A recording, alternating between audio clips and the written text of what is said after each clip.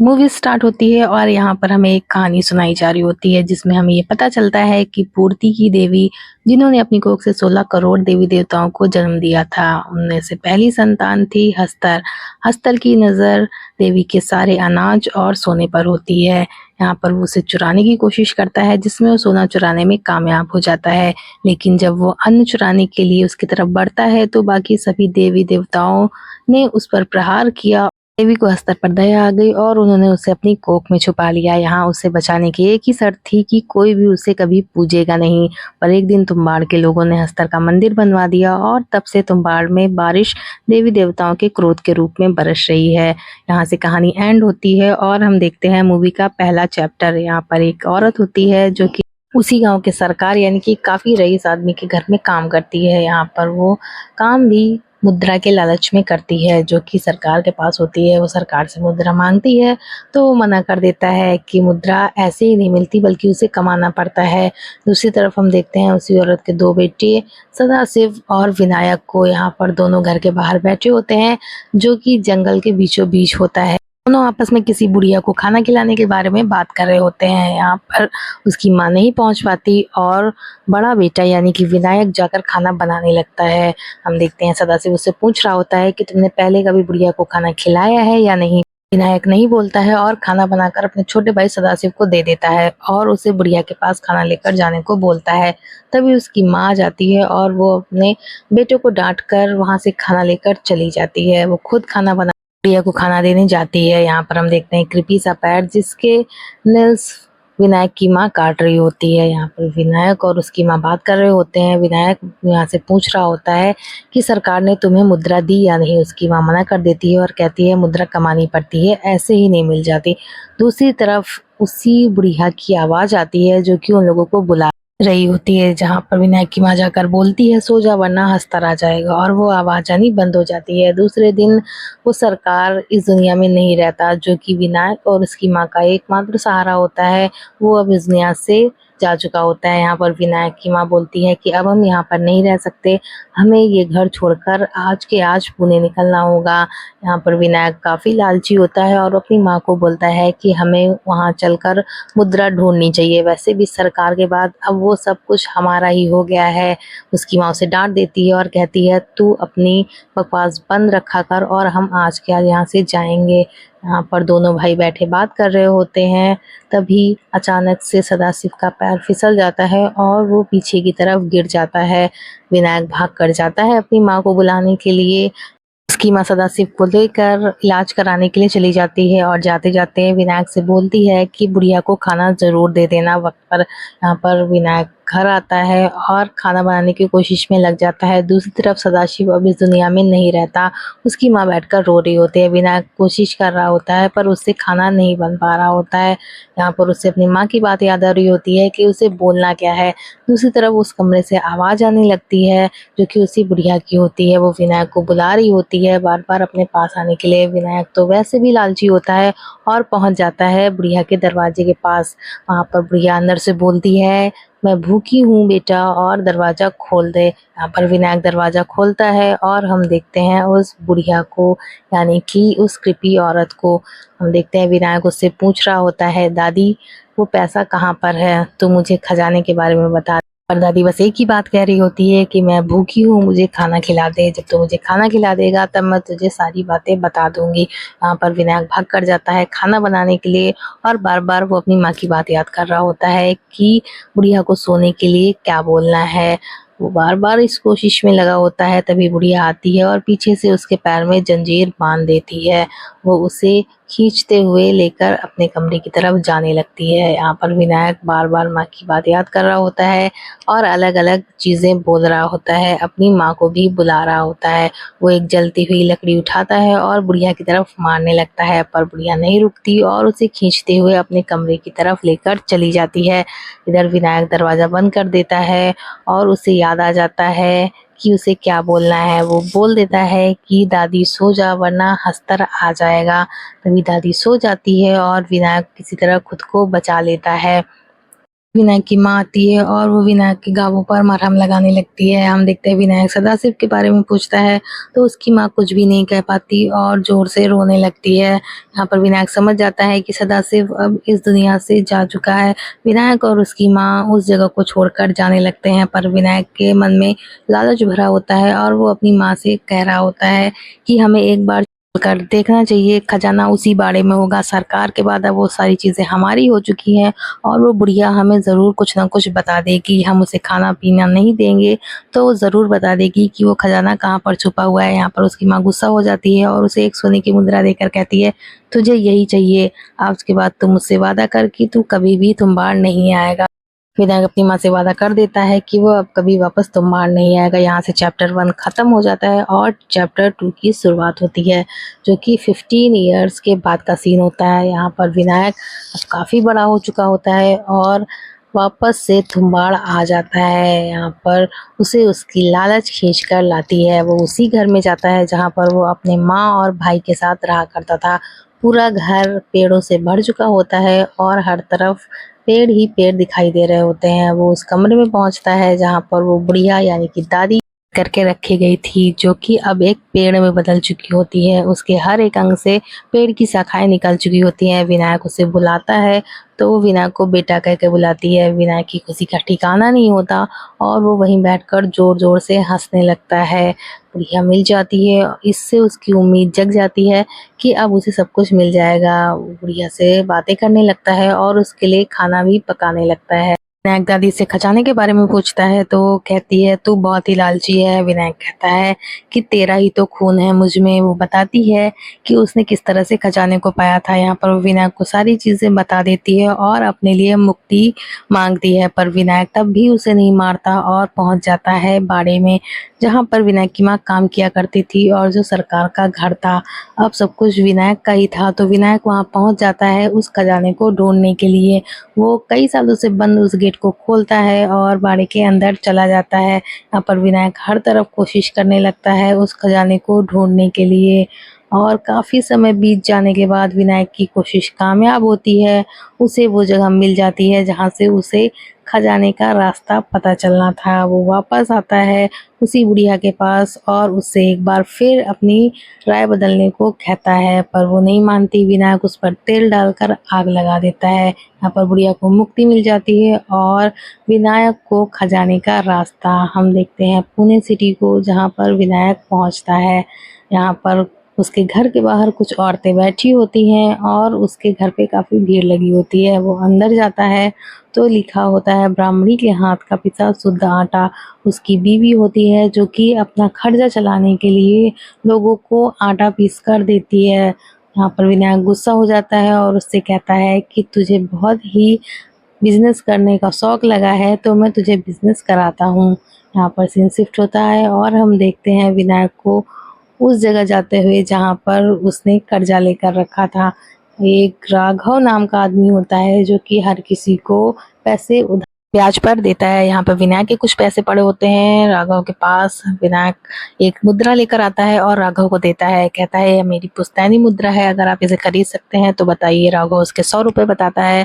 विनायक उसे मुद्रा दे देता है और अपने बाकी के पैसे ले लेता है और राघव का उधार भी चुका देता है। राघव उससे पूछता है कि इसे कहाँ से लेकर आए हो, तो विनायक बताता है कि इस तरह की उसके पास 3 और हैं, ये उसकी पुश्तैनी मुद्रा है। यहाँ हम देखते हैं एक सॉन्ग जहाँ पर विनायक किस तरह से अपना सफ़र जारी रखता है और उन मुद्राओं को लेकर आता है। यहाँ पर एक दिन राघव उससे पूछ ही लेता है कि क्या आप तुम्बाड़ से हैं, सुना है वहाँ बहुत खजाना है। विनायक उससे कहता है कि बहुत खजाना है, जाकर ले आओ अगर ला सको तो। वहाँ पर दोनों हंसने लगते हैं।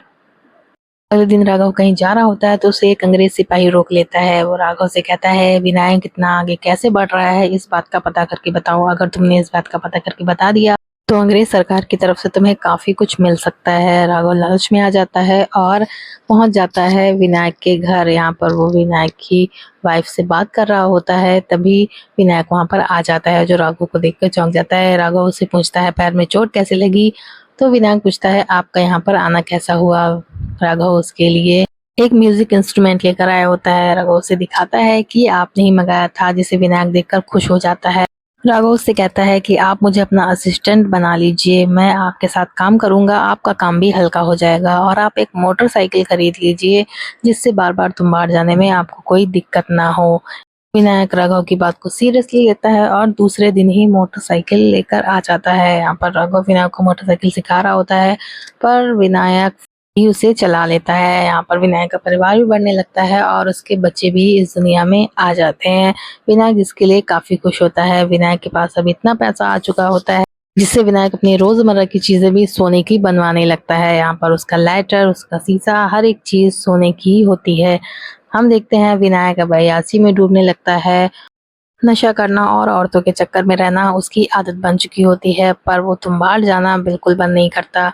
यहाँ से ही उसका जीवन चल रहा होता है। हम देखते हैं राघव को, जो अपना प्लान सक्सेस करने के लिए विनायक के पास एक लड़की को लेकर आता है। वो कहता है, ये लोग उस जगह पर थे जहाँ पर भुखमरी फैली हुई थी, वहीं से मैं इसे खरीद कर 800 रुपये में लेकर आया हूँ। आप चाहें तो इसे अपने घर पर काम के लिए रख सकते हैं। विनायक उसे देखता है और तुरंत ही तैयार हो जाता है। वो कहता है, मैं बिल्कुल इसे रख लूँगा। यहाँ पर विनायक की बीवी आती है और पूछती है कि ये कौन है। विनायक और राघव दोनों कहते हैं, आपको काम वाली की ज़रूरत थी इसलिए यहाँ लाया गया है। विनायक की बीवी कहती है, इसकी परख कौन करेगा। दोनों एक साथ ही बोल देते हैं कि हमने इसे अच्छे से परख लिया है, आप इसे रख लीजिए। विनायक की बीवी बोलती है कि ये रहेगी कहाँ। विनायक कहता है, बाड़ी में रह जाएगी। हम देखते हैं रात होती है, विनायक की बीवी सो चुकी होती है। तभी वो लड़की विनायक की तरफ कुछ पैसे दिखाकर कहती है कि ये रुपए हैं, इन्हें ले लो और मुझे ज़्यादा पैसे दे दो। विनायक देखता है और तुरंत ही उसके पास पहुंच जाता है।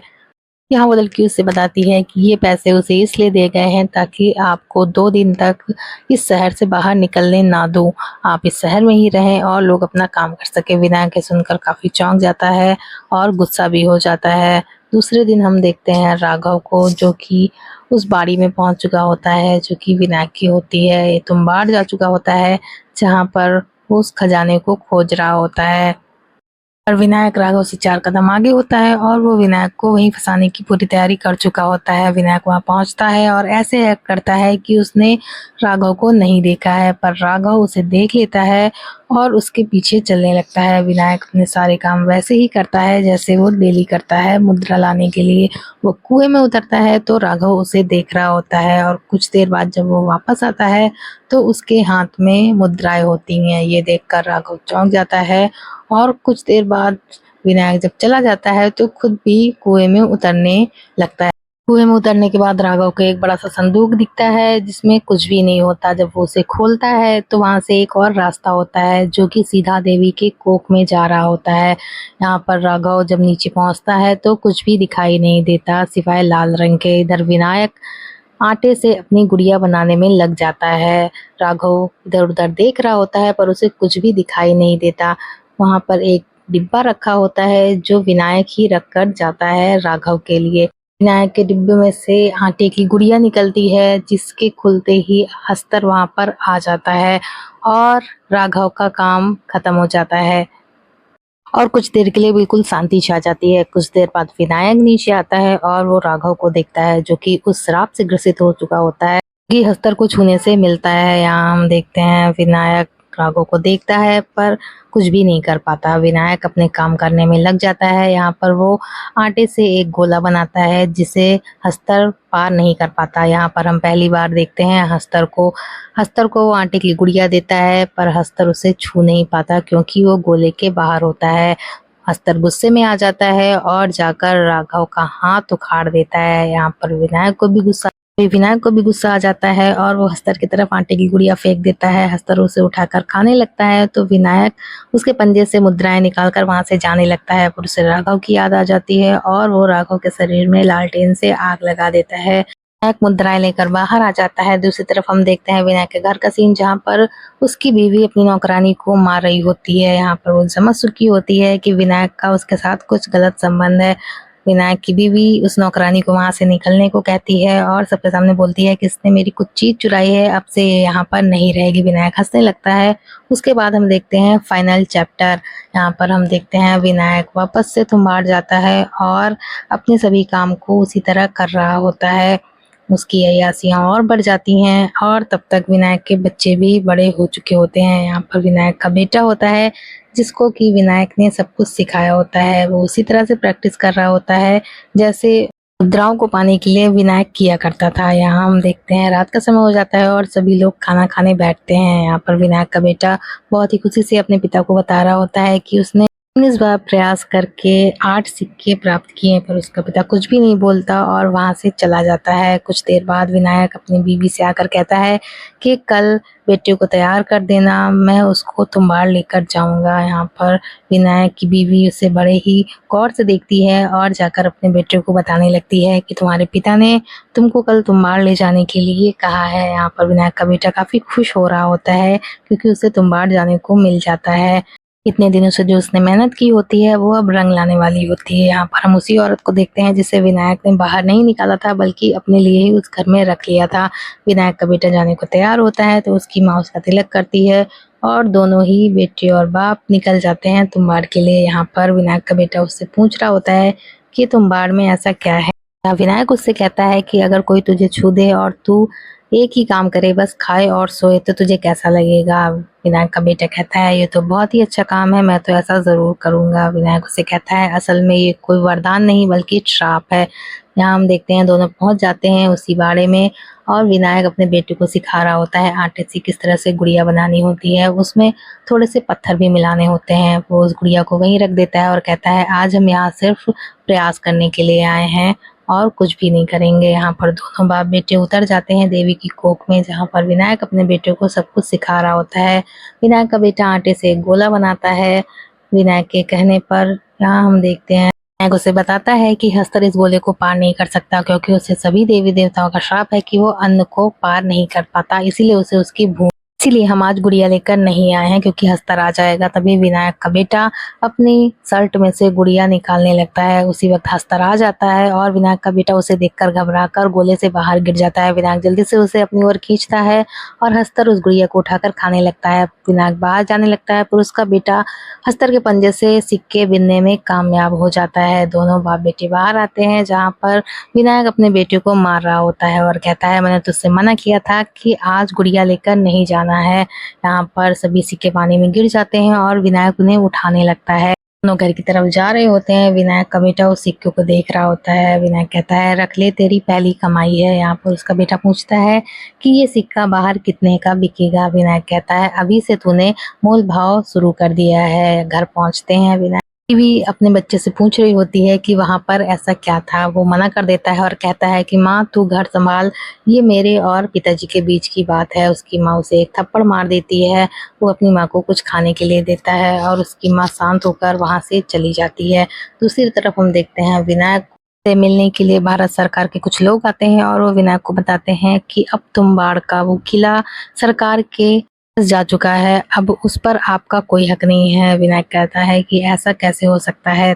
तब वो आदमी कहता है मैंने आपसे पहले ही कहा था कि जितने भी कागजी कार्यवाही है वो सब कर लीजिए, पर आपने मेरी बात नहीं सुनी, अब कुछ भी नहीं हो सकता। दूसरी तरफ विनायक का बेटा होता है जो कि औरत के पास जाता है और उससे कहता है मैंने आज ये मुद्रा पाई है, क्या तू इसे लेगी। मेरे बाबा ने तो तुझे सिर्फ रखा है पर मैं बड़ा होकर तुझसे शादी करूंगा। यहाँ पर वो हंसने लगती है और कहती है तुझे पता भी है तू क्या बोल रहा है, जा यहाँ से चुपचाप भाग जा। और वो लड़का वहाँ से चला जाता है। हम देखते हैं विनायक को जो कि अपने बेटे को बुलाता है। उस वक्त वो नशे में होता है और उसे अपनी सारी दौलत दिखाता है, जिसे देखकर विनायक का बेटा कहता है कि इससे तो हम पूरी जिंदगी आराम से जी सकते हैं। विनायक कहता है मेरी माँ भी ऐसा ही सोचा करती थी कि थोड़े से पैसे में हम पूरी जिंदगी गुजार सकते हैं। और यहाँ विनायक नशे की हालत में सो जाता है। दूसरे दिन वो औरत विनायक को सब कुछ बता देती है। यहाँ पर विनायक अपने बेटे को मार रहा होता है और कहता है तुझे क्या ज़रूरत थी उसके पास जाने की और उसे सिक्का देने की।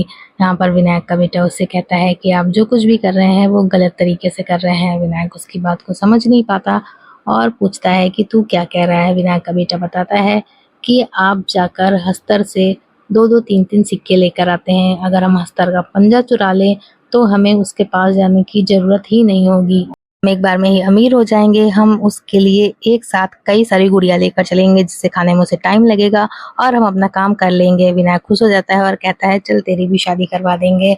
कुछ दिनों के बाद यहाँ पर विनायक का बेटा कहता है कि तब तक मैं क्या करूँगा, तो विनायक उसे अपने साथ उस जगह पर लेकर जाता है जहाँ पर वो हर रोज़ जाया करता है। दूसरे दिन दोनों आटे की गुड़िया बनाते हैं और निकल जाते हैं तुम्बाड़ के लिए। यहाँ पर दोनों अपना काम शुरू कर देते हैं और देवी की कोख में उतरते हैं। यहाँ पर विनायक अपने बेटे को बता रहा होता है कि उसे किस तरीके से क्या काम करना है। विनायक का बेटा 2 गुड़िया निकालता है जिसे विनायक अपने हाथ में ले लेता है, जहाँ पर हस्तर आ जाता है। पर यहाँ पर एक ट्विस्ट आ जाता है, यहाँ पर हस्तर 1 नहीं होते बल्कि 2 होते हैं। विनायक अपने हाथ में देखता है तो उसके पास 2 गुड़िया होती हैं, जिससे हस्तर भी 2 हो चुके होते हैं।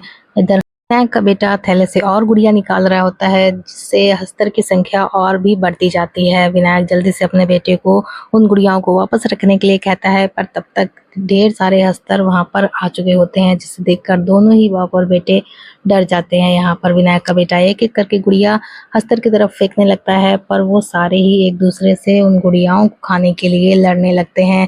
दोनों इस चीज को देखकर काफी परेशान हो जाते हैं और थक कर वहीं पर बैठ जाते हैं। कुछ देर बाद विनायक एक माचिस जलाता है, जहाँ पर वो ढेर सारे हस्तर को देखता है और बची हुई सारी गुड़ियाओं को अपने शरीर पर लपेट लेता है। यहाँ पर विनायक का बेटा उसे रोक रहा होता है, पर वो नहीं मानता और अपने बेटे को एक तरफ ढकेल देता है। वो उस रस्सी से बाहर की ओर जाने लगता है, जिसके पीछे पीछे सारे हस्तर चल देते हैं। यहाँ पर विनायक की कोख से बाहर निकल जाता है, उसके पीछे हस्तर भी जाते हैं, पर वहां पर आटे की रेखा होने से वो उसे पार नहीं कर पाते। विनायक का बेटा खड़ा देखता रहता है और वहीं पर बैठकर रोने लग जाता है। कुछ देर बाद वो भी बाहर आता है और जब कुएं से बाहर आता है तो देखता है कि एक तरफ उसके पिता यानी कि विनायक उसी श्राप से ग्रसित हो चुके होते हैं और पड़े होते हैं। यहाँ पर वो हस्तर से पंजा भी ले चुका होता है, जिससे मुद्राएं निकलती थीं। अपने बेटे को पंजा देते हुए बोलता है कि तुझे यही चाहिए था ना, इसे ले ले। उसका बेटा रोता रहता है और अपने पिता को शांत होने को बोलता है। यहाँ पर विनायक बार बार उसे वो पंजा देता है और कहता है इसे रख ले, सबकी जिंदगी सही हो जाएगी। विनायक का बेटा रोता है और उसी लालटेन से विनायक के शरीर में आग लगा देता है और बोलता है बाबा सो जा वरना हस्तर आ जाएगा। यहाँ से विनायक का बेटा उस तुम्बाड़ को छोड़कर चला जाता है और मूवी एंड हो जाती है। आपको मूवी एक्सप्लेनेशन कैसा लगा ज़रूर बताइए। मूवी काफ़ी अच्छी थी, एक बार इसे ज़रूर देखिए। तब तक प्लीज़ चैनल को सब्सक्राइब करिए, ऐसे ही अच्छे अच्छे वीडियोज़ आपके लिए आते रहेंगे।